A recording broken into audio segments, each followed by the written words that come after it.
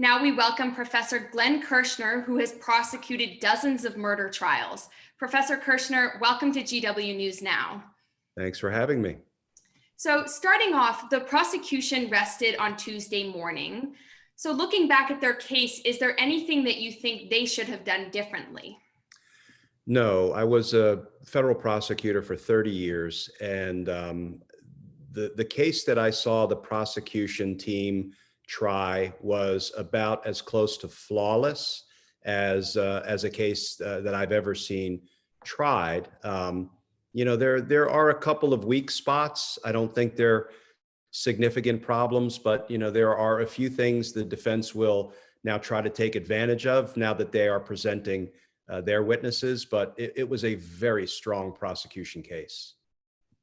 And now talking a little bit more about the defense, are there other things that we can expect from them to hopefully strengthen their case and expose more of those weak spots that you mentioned about the prosecution? So the defense, I believe, is calling witnesses that are actually hurting their case. And we saw that over the course of the day. They called a use of force expert who was entirely unconvincing when he said, all this force looked just fine to me. Well, it wasn't fine. If it was fine, it wouldn't have resulted in George Floyd's death from asphyxia. So, they're trying. I think the better part of discretion might be not to call these kind of witnesses. So I really think the cause of death is the only legitimate sort of contest that they can try to use convincingly, because let's face it, the jury has to believe beyond a reasonable doubt and unanimously, all 12 jurors, that Derek Chauvin is guilty. And now you mentioned the jury, kind of transitioning to talk a little bit more about them. We have closing arguments slated to happen next week. Obviously, this case has been highly public. And so how can we expect the jury to make an unbiased decision given how much information was already present before they came into the courtroom? So in my experience, jurors take their oath seriously. And when the judge instructs them that, first of all, once you're seated as a juror in this case, you must stop watching all media accounts and coverage.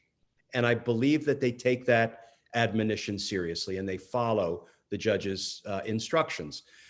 Anything that they might have known about before the trial, and people did. People knew about what happened. They'd seen some videos of the incident. But those jurors had to, under oath, tell the judge convincingly, anything I do know about this case, I promise I can put out of my mind, and I can decide the case based only on the evidence I see presented during the trial.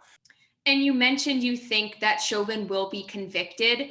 And if he is, how might his conviction change the way that we approach police brutality charges moving forward?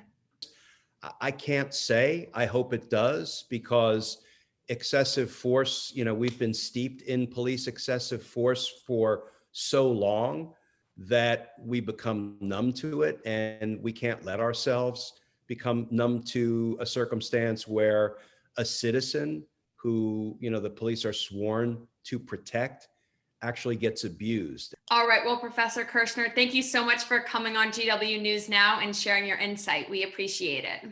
Thank you.